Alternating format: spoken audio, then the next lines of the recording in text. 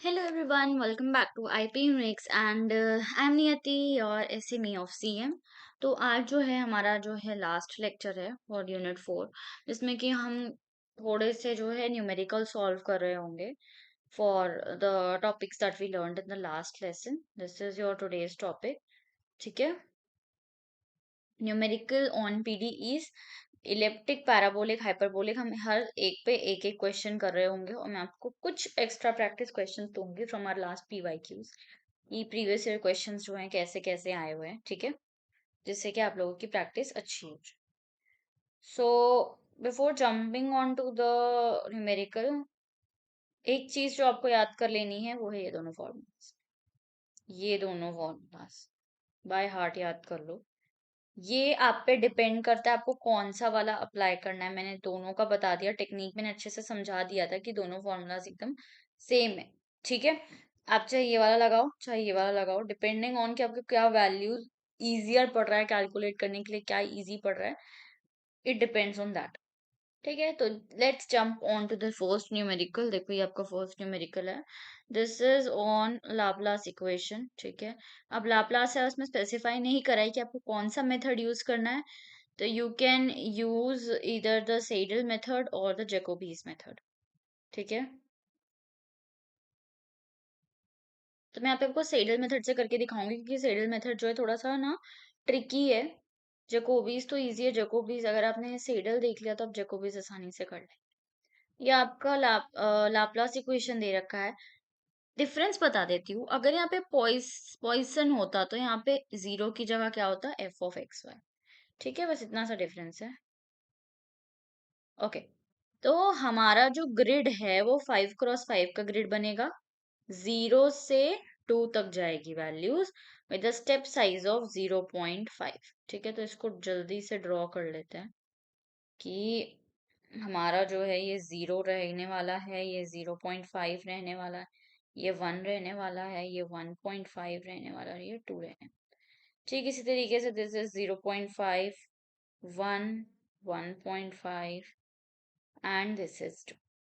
ठीक है। अब क्या करते हैं, अब हम लोग x और 0।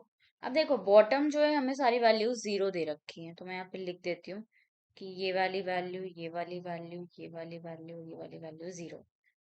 ठीक इसी तरीके से ये भी 0 ही है। जो बॉटम हो गया, राइट में भी सारी 0 है और लेफ्ट में भी, यानी कि ये भी 0, ये भी 0, ये भी 0, ये भी 0, और साथ साथ ये भी और ये भी और ये भी। ये तो मैंने 0 पहले ही बता दिया। जो टॉप की वैल्यूज हैं x, 2, दे आर 100।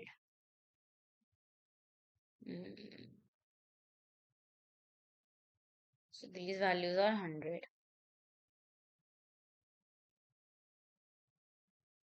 ठीक है। अब देखो अब क्या करना है। अब हमको जो है ये बाउंड्री कंडीशंस हो गई, बाउंड्री वैल्यूज दे दी। अब हमको ये वाले पॉइंट्स की वैल्यू निकालनी। ठीक है। ये वाले जो इंटीरियर पॉइंट्स बोलते हैं इनको, इन पॉइंट्स की वैल्यू निकालनी है ना। अब हम अगर अकॉर्डिंग टू द वो चलें तो ये 0 0 होगा। तो ये क्या हो जाएगा, ये हो जाएगा U11। ये क्या हो जाएगा U21। ये क्या हो जाएगा U31। U12, U22, U32। Correct. और ये क्या हो जाएगा U13, U23 and this will be U3। Clear है? इतनी सी बात क्लियर है। अब नेक्स्ट स्टेप क्या है आपको, या तो स्क्वायर फॉर्मूला, या तो सॉरी स्क्वायर, या तो आप 5 point standard formula, 5 point standard formula use करो। दो मेथड्स हैं आपके पास। या तो आप स्टैंडर्ड वाला फॉर्मूला यूज करो और या तो आप डायगोनल वाला फॉर्मूला यूज करो to calculate the raw values of, क्या क्या निकालना है, U11 0। अभी हम लोग जो U11 0, U12 0 और ये सब निकालेंगे, ये इसकी मदद से ही निकालेंगे। कैसे निकालेंगे देखो, मैं एक का बता देती हूँ, बाकी आप लोग खुद निकालना। देखो मैं मान लो u11 का बता देती हूँ। u11 है तो हम डायगोनल यूज कर रहे हैं। डायगोनल क्यों यूज कर रहे हैं, थोड़ा दिमाग लगा के देखना। ये वाला जो पॉइंट है, ये वाला जो पॉइंट है, एक ये वाला पॉइंट और एक ये वाला पॉइंट है, करेक्ट। चार अननोन्स हैं, चार में से मुझे तीन वैल्यूज पता है, तो मेरी जो इक्वेशन है वो थोड़ी सी कम है, लेंदी बनेगी। तो मैं सिंपली u11 को कैसे लिख सकती हूँ, एज 1/4 इंटू 0 + 0 + 0 प्लस ये क्या था u22। तो सिंपली u11 क्या आ गया, एज u22/4। Clear, sorted. मान लो मैंने u33 ले लिया, ठीक है, मैंने मान लो u33 ले लिया। तो अब मैं या तो ये वाले वैल्यूज लूं, 1 2 3 4, ठीक है। तो यहाँ से क्या आ जाएगा, u33 जो आएगा, this is 100, 1/4 times of 100 plus हमारे पास एक u22 अननोन है, प्लस एक 0 प्लस एक 100। मैं इसको 100 मान के चल रही हूँ, वैसे तो उन्होंने 0 से y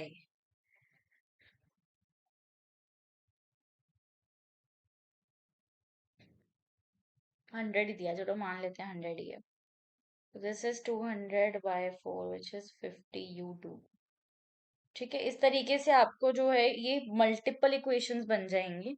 इन मल्टीपल इक्वेशंस को आपस में कंपेयर करके, रिलेट करके इंडिविजुअल वैल्यूज इनकी निकाल लेनी है।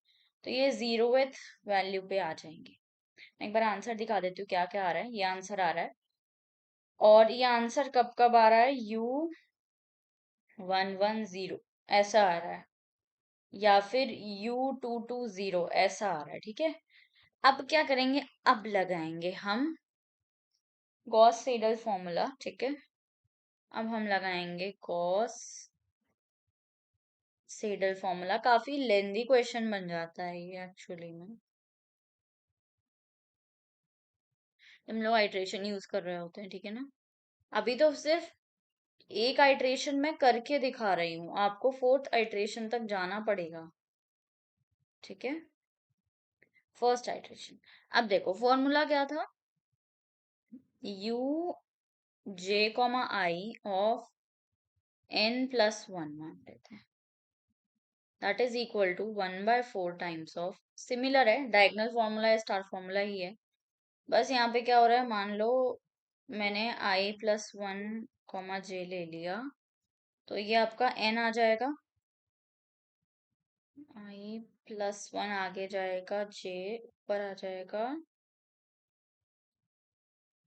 i, j+1, ठीक है। n, ये सोचोगे मैं कैसे लिख रही हूँ, I am imagining this mesh, कि आपका जो ये वाला फॉर्मेट था ये ऊपर आ गया, ठीक है। एक पॉइंट इधर, एक पॉइंट इधर और एक पॉइंट इधर, ये वाला कुछ नहीं है, ठीक है। तो ये अगर i, j है आपका, j, तो ये क्या हो जाएगा, i, j+1, सॉरी i+1,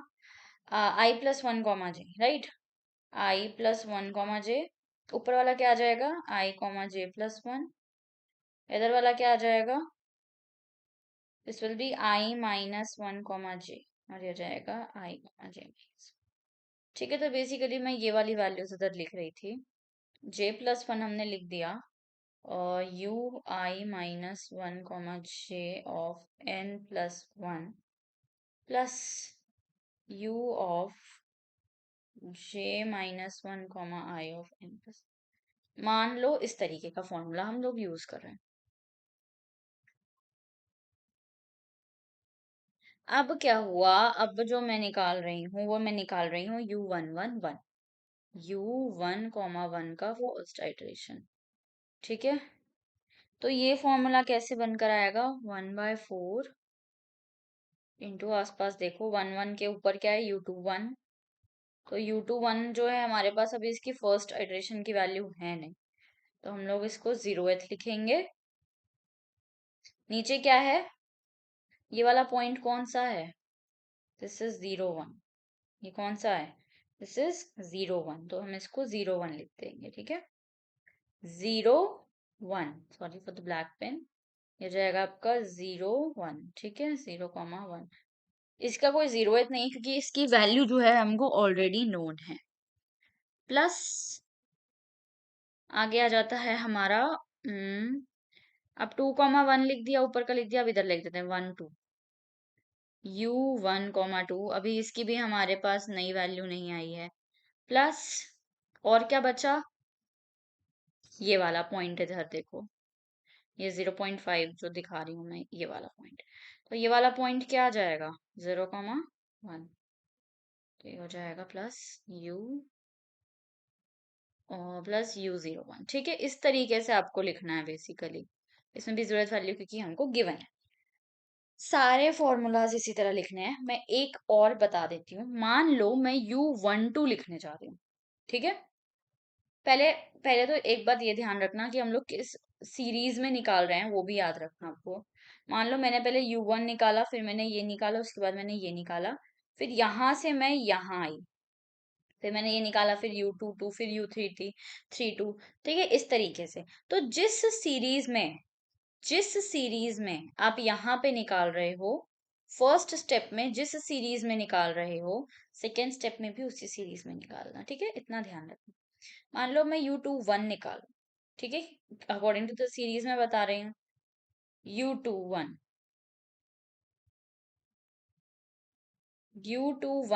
निकाल रही हूँ, 1/4 आ जाएगा, इनटू कितना बचा, क्या बचा, क्या आएगा देखो, इसके ऊपर U 3 1 मुझे पता है, अभी मैंने नहीं निकाला है नई वैल्यू, तो U 3 1 0, प्लस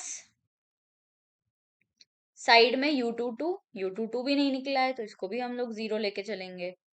नीचे क्या आ रहा था, U 1 1, तो U 1 1 का हम लोग फर्स्ट आइट्रेशन ऑलरेडी निकाल चुके हैं, यहाँ से आप लोग अपना वैल्यू निकाल लेना जो भी आएगा।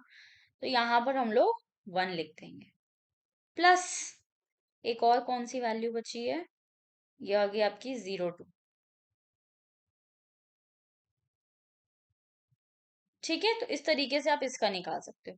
बस हमको ये याद रखना है कि गॉस सीडल में हमको लेटेस्ट वैल्यू देनी है, क्या देनी है, लेटेस्ट वैल्यू, ठीक है। आई होप सो इतनी सी बात क्लियर होगी।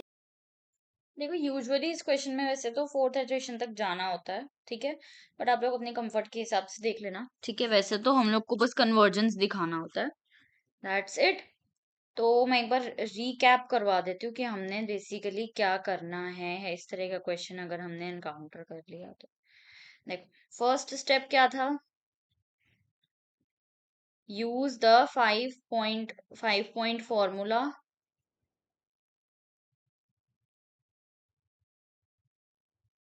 to calculate the zeroth iteration का, मान लो 0th इटरेशन जो है हम इससे निकाल रहे हैं, ठीक है। तो यानी कि UIJ इसमें से निकाल। फिर सेकंड में क्या स्टेप, सेकंड स्टेप क्या था, यूज इधर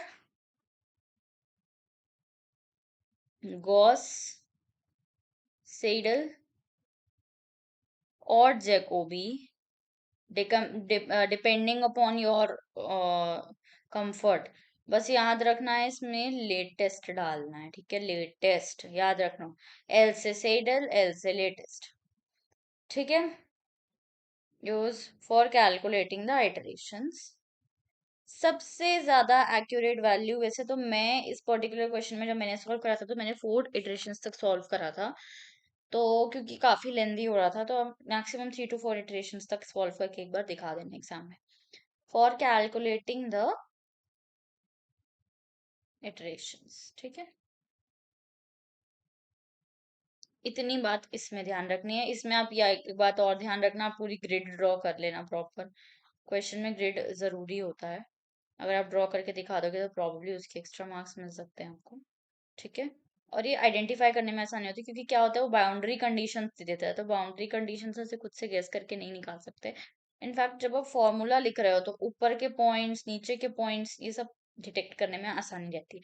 बट जब आप ग्रिड ड्रॉ करोगे तो उनको मतलब एक चीज स्पेसिफाई जरूर कर देना कि हाँ मैंने जो है ये वाला पॉइंट 1,1 लिया है या ये वाला पॉइंट 0,2 लिया है, क्योंकि ये चीज नहीं हम लोग समझ पाते, ठीक है ना। तो मतलब टीचर्स लोग समझ पाते हैं, तो इसलिए बेटर रहेगा कि आप एक बार स्पेसिफाई कर दो, ठीक है। Okay, now moving on to the numerical 2। I know video थोड़ा सा लेंदी हो रहा होगा, बट क्योंकि I need to explain each and everything nicely, तो इसलिए मैं थोड़ा सा स्लो जा रही हूँ।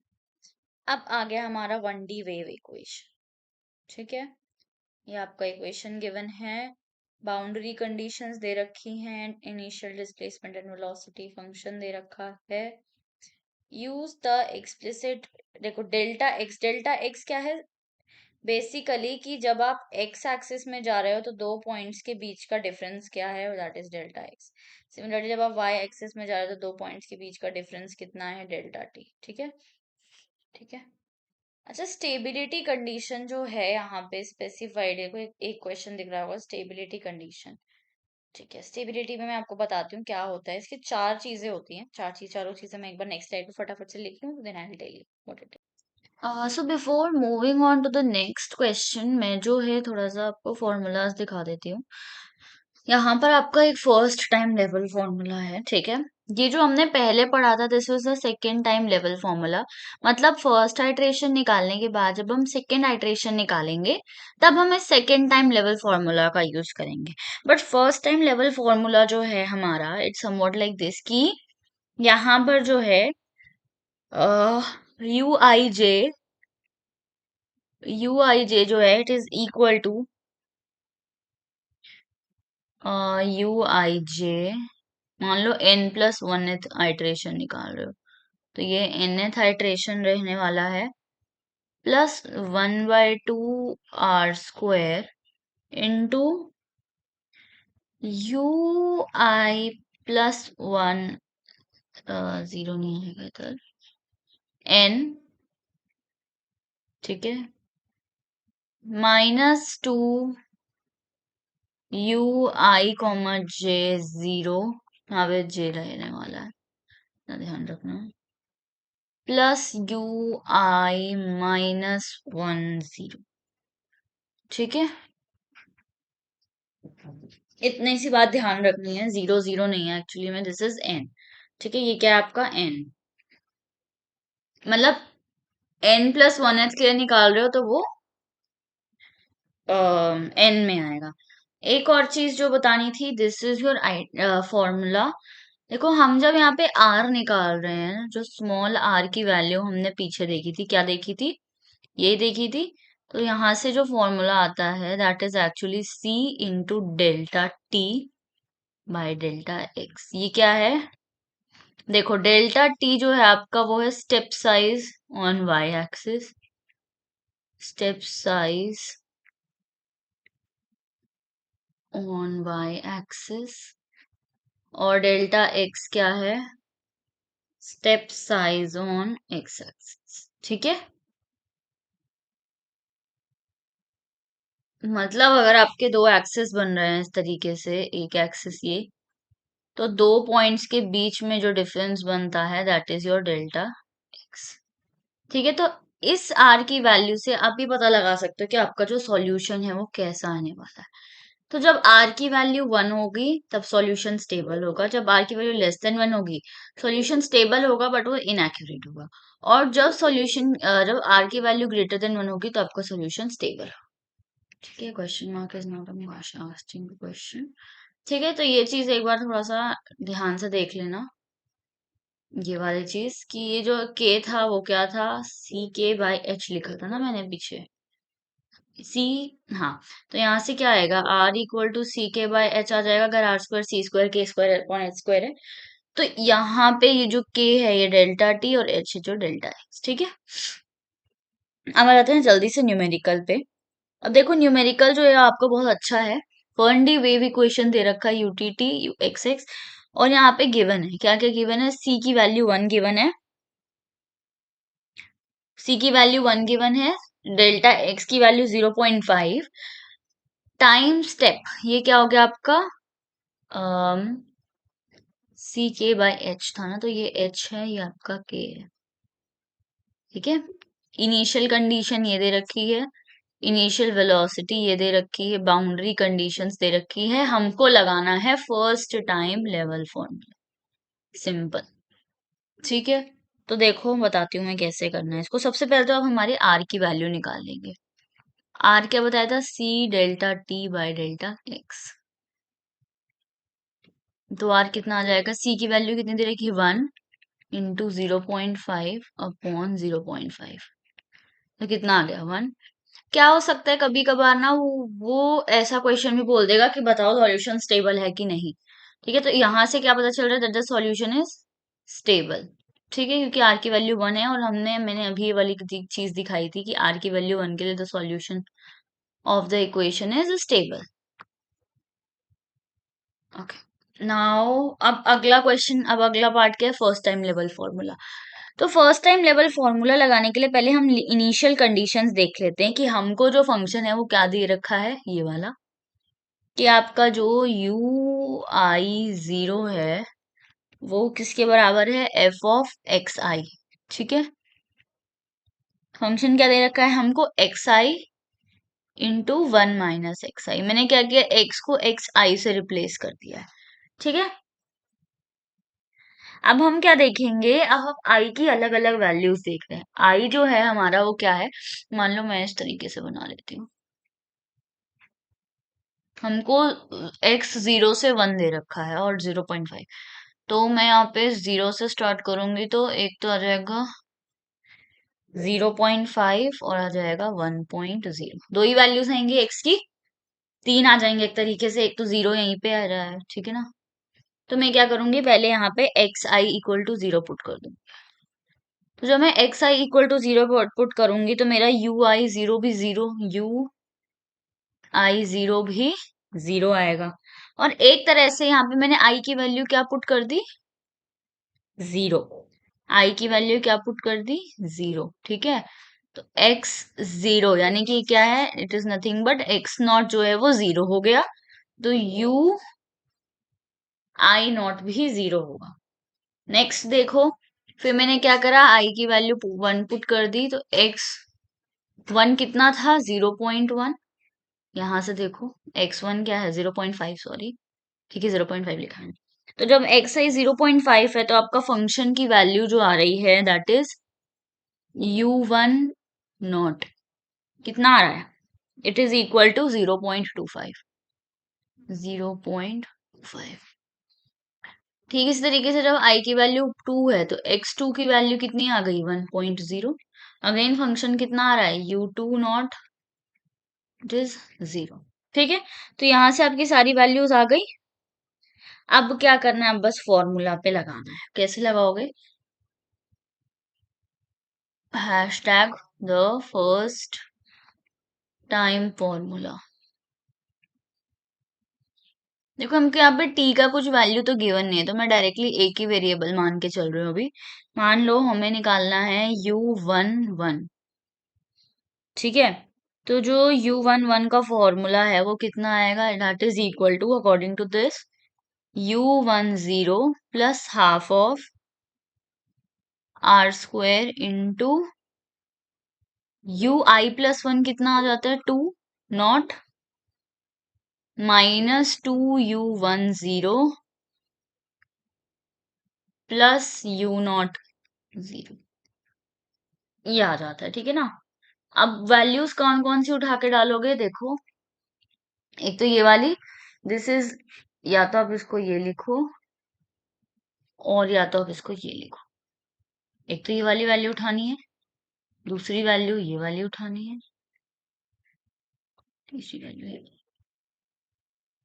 ठीक है, तो जो मेरा फाइनल आंसर आएगा u11 का, वो कैसा आ रहा है?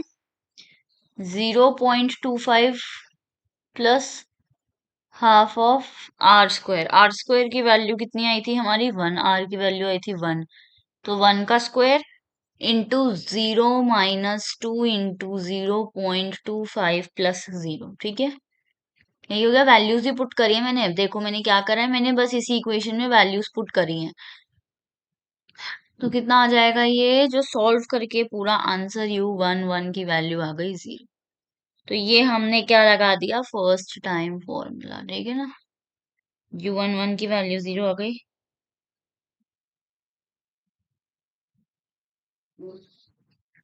क्लियर।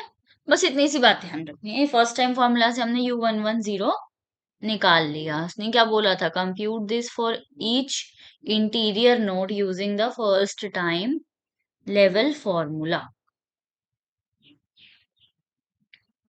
अब हर एक नोड के लिए तो वैल्यू 0 ही आ जाएगी ना, जैसे उसने बोला हर एक नोड के लिए।